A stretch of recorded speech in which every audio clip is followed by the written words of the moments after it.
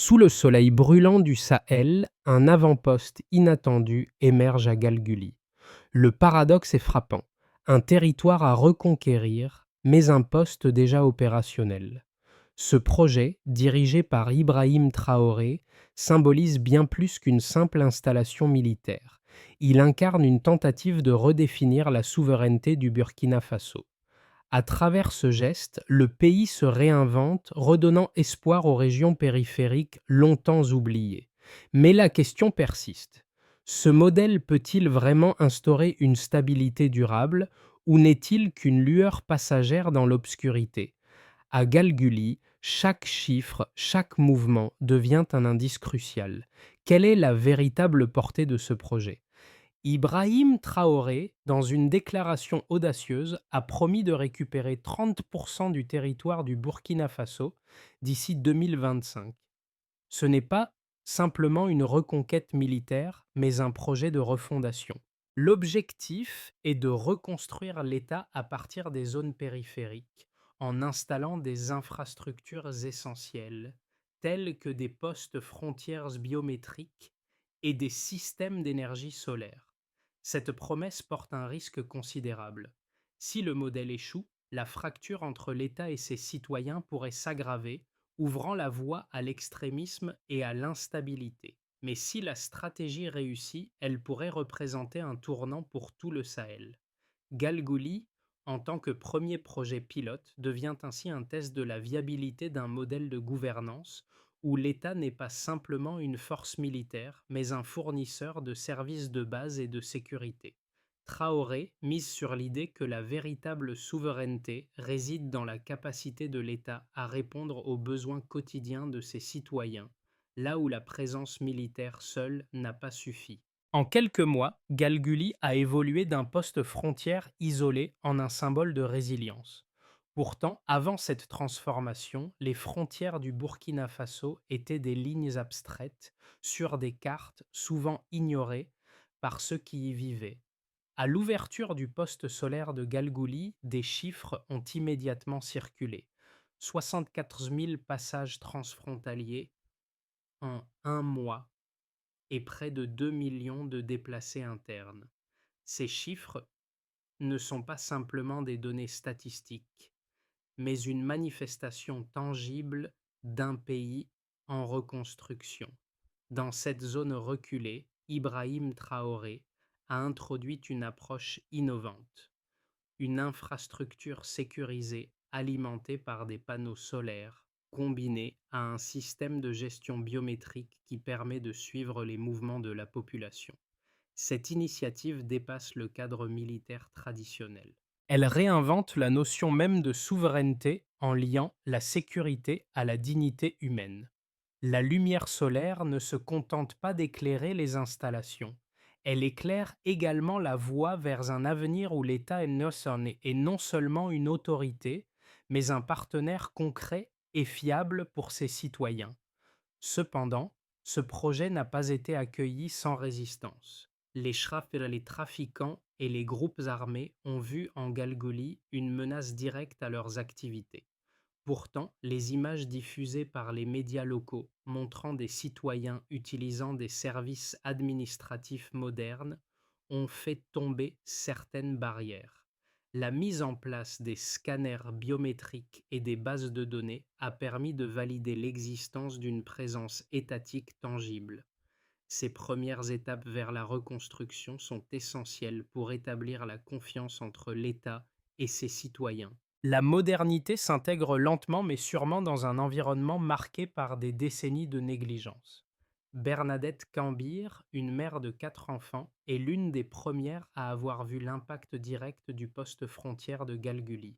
Avant l'arrivée des installations modernes, elle remplissait ses cruches d'eau dans un puits boueux, inquiète des dangers des routes désertes. Aujourd'hui, grâce à un forage alimenté par des panneaux solaires, elle dispose d'une eau propre à portée de main. Cet accès à l'eau, couplé à une sécurité accrue, a profondément changé sa vie quotidienne. Son témoignage n'est pas seulement un récit personnel. Il incarne les aspirations de milliers d'autres Burkinabés qui vivent aux marges, loin de l'État central. Galgouli, à travers ses infrastructures modernes, a su apporter une présence physique de l'État, rendant visible ce qui était autrefois invisible. Dans un contexte où les habitants des régions périphériques se sentaient souvent oubliés, la réouverture de services de base tels que l'accès à l'eau et à la santé a renforcé leur sentiment d'appartenance à la nation. Les soldats et les techniciens de la région ne sont plus perçus uniquement comme des représentants de l'autorité, mais comme des voisins impliqués dans la vie communautaire. Ces premiers signes de normalité ont également entraîné des changements sociaux. Les petits marchés locaux se sont progressivement réorganisés et les commerçants ont commencé à revenir, attirés par une situation plus stable. Ce simple renversement de perception, où l'État devient un service concret et utile, a permis de restaurer une confiance essentielle, qui pourrait être la clé de la reconstruction du pays. Les premiers mois suivant l'ouverture du poste de Galgouli ont été marqués par une série d'événements qui ont façonné son avenir. Le projet a démarré avec une grande promesse de rétablir l'ordre et la souveraineté dans une zone autrefois délaissée. Mais pour que cette vision devienne réalité, chaque étape devait être soigneusement mise en œuvre. Dans un premier temps, l'activation du poste a eu lieu dans une relative quiétude, avec des techniciens installant des panneaux solaires et des scanners biométriques pendant que les soldats prenaient une position. Cette phase a duré quelques semaines, le temps pour les habitants de s'habituer à la présence de l'État et de constater les changements tangibles dans leur quotidien: eau potable, électricité stable et services administratifs fonctionnels. Toutefois, la tranquillité n'a pas duré longtemps. À mesure que la nouvelle se répandait, les trafiquants et groupes armés ont vu leurs sources de revenus menacées.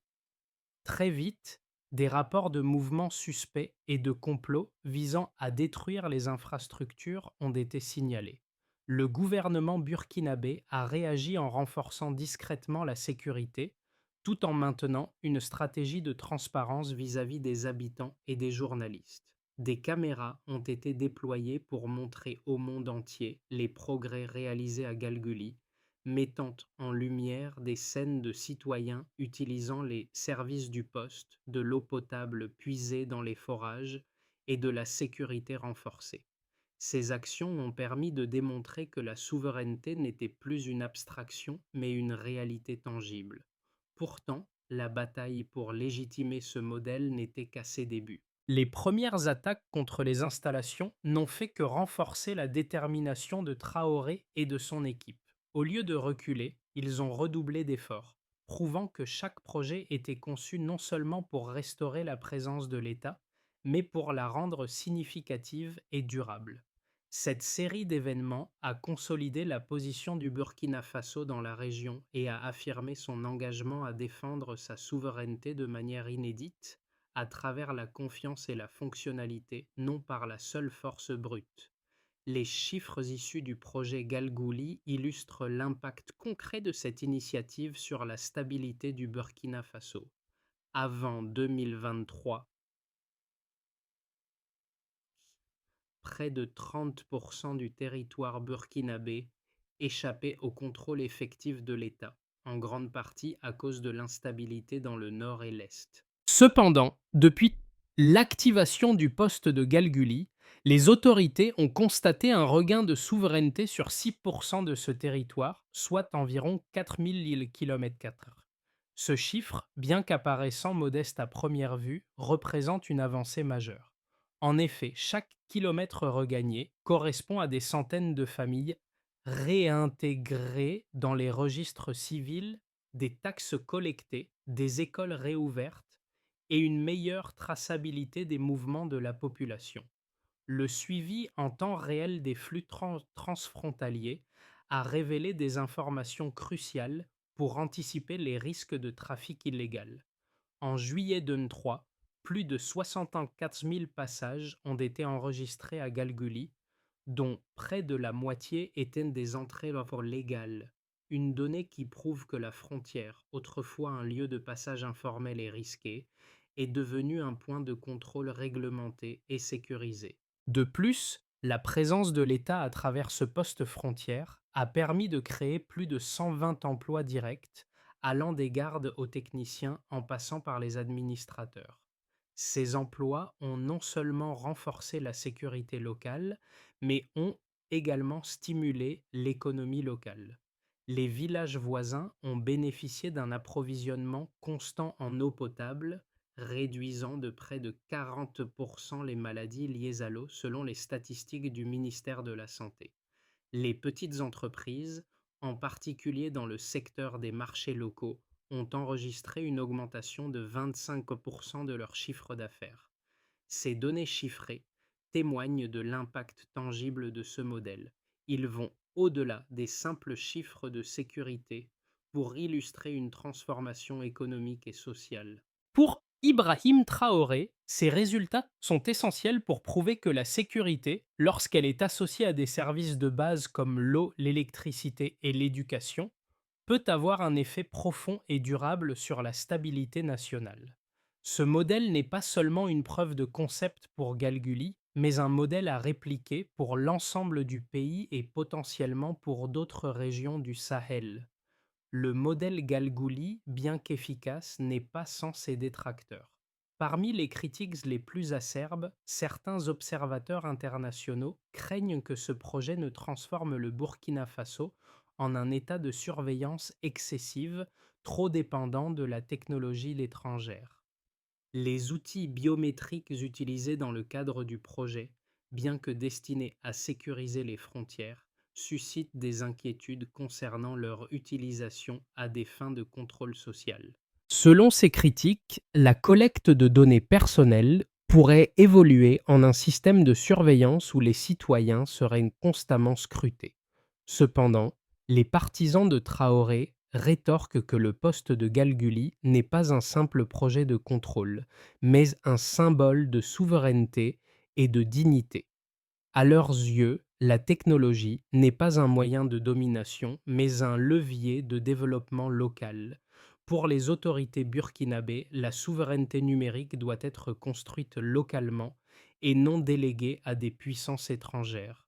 Le fait que toutes les bases de données soient stockées sur des serveurs nationaux et gérées par des employés locaux est, pour eux, une preuve que ce modèle est conçu pour renforcer l'autonomie du pays plutôt que de le soumettre à une surveillance extérieure. D'autre part, un argument politique interne est également soulevé. Pourquoi investir autant de ressources dans un seul projet alors que d'autres secteurs comme la santé et l'agriculture nécessitent des financements urgents? Ce dilemme a divisé les opinions à l'intérieur même du gouvernement. Toutefois, les partisans du modèle Galguli insistent sur le fait que l'investissement dans les frontières n'est pas un coût, mais un investissement productif. Non seulement la mise en place du poste a généré des emplois directs, mais elle a aussi favorisé la reprise de l'activité économique locale, avec une hausse de 35% des taxes collectées et un renouveau des petits hauts commerces.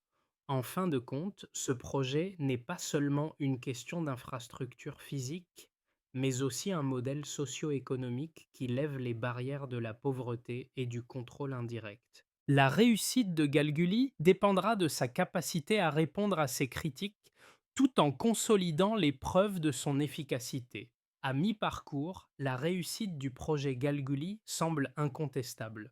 Le poste frontière, autrefois une simple promesse, est devenu un symbole tangible de la souveraineté burkinabé. Mais les défis persistent. Malgré les progrès réalisés, certains secteurs restent réticents à reconnaître l'ampleur de cette transformation. Par exemple, dans les régions plus reculées, la résistance au changement demeure forte, notamment parmi ceux qui ont toujours vu l'État comme un acteur lointain voire l'absent. Le succès du modèle Galguli pourrait donc être remis en question si d'autres projets similaires échouent. La question clé devient alors: Galguli est-il un cas isolé ou une véritable base pour une stratégie nationale? La mise en place d'un poste de ce genre à chaque frontière du pays pourrait, à long terme, redéfinir la façon dont le Burkina Faso se perçoit et se positionne dans la région du Sahel.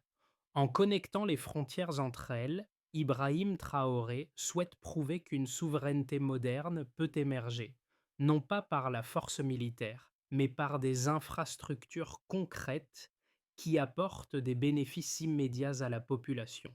Cette révélation, que la reconstruction passe par des services visibles et utiles plutôt que par une présence militaire uniquement, marque un tournant dans la gouvernance du pays. L'impact de Galguli ne se limite pas aux statistiques de passage transfrontalier ou aux infrastructures modernes. Les conséquences réelles de ce projet se manifestent au niveau social, économique et politique dans toute la région. D'abord, la dimension humaine, la mise en place de ce poste frontière a amélioré considérablement la qualité de vie des habitants des régions périphériques. Bernadette Cambir, cette mère de famille qui tirait son eau d'un puits boueux, illustre parfaitement ce changement. Grâce à l'approvisionnement en eau potable, la santé des populations s'est améliorée, avec une réduction significative des maladies liées à l'eau. Ce changement, bien que modeste dans ses chiffres, incarne la renaissance de communautés qui, auparavant, vivaient dans l'isolement et la peur. Sur le plan économique, les résultats sont également impressionnants. Les petits commerçants, qui auparavant traversaient de la frontière en cachette, font désormais leurs affaires légalement. Cette légalité a permis de formaliser une économie grise et de la faire prospérer. Les taxes collectées à Galguli ont augmenté de 35% en quelques mois, une preuve que la frontière peut devenir une source de richesse et non un obstacle. De plus, l'emploi local a été dynamisé, avec plus de 120 nouveaux emplois créés autour du site, allant des techniciens aux gardes. Ce dynamisme économique se traduit également par une croissance des petites entreprises, des marchés locaux et même de nouveaux secteurs d'activité comme la maintenance des équipements solaires. Au niveau politique, Galguli a fait tomber des barrières idéologiques. L'idée d'un État qui reconquiert son territoire par la dignité et non par la peur commence à se frayer un chemin dans les consciences. Là où la souveraineté était autrefois synonyme de contrôle militaire, elle est désormais associée à des services de base, à la sécurité et au développement économique.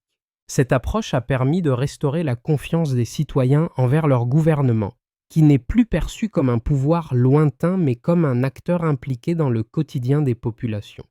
Les succès à Galguli ont aussi des répercussions plus larges.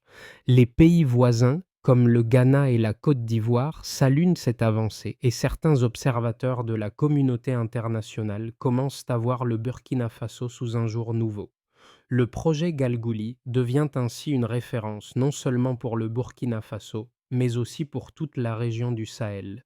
L'État burkinabé prouve qu'il est capable de se réinventer en conciliant sécurité et services, et que l'avenir de la souveraineté réside dans la capacité à fournir des solutions pratiques aux problèmes quotidiens de ses citoyens. À court terme, les mois à venir détermineront la direction future de Galguli et du modèle de gouvernance qu'il incarne.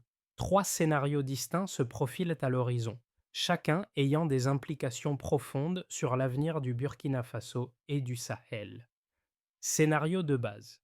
Si le rythme actuel se maintient, 6 nouveaux postes frontaliers devraient voir le jour d'ici 2026, répliquant le modèle de Galguli. Le pays continuera à renforcer sa présence dans le sud tout en restant prudent face à l'instabilité au nord. Les partenaires internationaux, notamment l'Allemagne et le Japon, continueront de soutenir le projet, mais sans interférer dans la gestion interne. Le Burkina Faso se consolidera comme un acteur régional discret mais stratégique, et la gouvernance par les services pourrait s'étendre à d'autres régions, quoique lentement. Scénario optimiste. Le projet dépasse les attentes et provoque une transformation accélérée. Les flux commerciaux légaux augmentent de manière significative, avec des projections de hausse de 50% dans certaines zones. En outre, les communautés locales, voyant les bénéfices de la modernisation, demandent l'expansion du modèle à l'intérieur du pays. L'Union africaine pourrait même adopter ce modèle comme référence pour d'autres nations du Sahel. À l'échelle internationale, le Burkina Faso pourrait devenir un exemple de souveraineté pragmatique attirant des investissements sans sacrifier son autonomie. Ce scénario renforcera l'image de Traoré comme un leader visionnaire et un modèle pour d'autres pays africains. Scénario critique. Si des défis majeurs surgissent, un incident sécuritaire grave ou une cyberattaque affectant les bases de données biométriques, le projet pourrait se retrouver sous pression. La confiance du public dans le modèle pourrait s'effondrer et les opposants politiques pourrait utiliser ces événements pour critiquer la stratégie de Traoré. Les tensions pourraient surgir avec les bailleurs de fonds internationaux et certains pays partenaires pourraient suspendre leur soutien. Dans ce scénario, l'État burkinabé devra faire face à des défis internes et à une perte de légitimité régionale. Traoré et son équipe devront prouver que la souveraineté ne se construit pas seulement sur des infrastructures, mais aussi sur la résilience politique et la transparence. Si le projet échoue à s'adapter, il pourrait nuire à l'image du pays et à ses ambitions de reconstruction. Quel que soit le scénario qui se réalisera, il est clair que l'avenir du projet Galguli dépendra de sa capacité à évoluer avec les défis tout en conservant l'essence de son modèle, une souveraineté fondée sur la dignité et la fonctionnalité.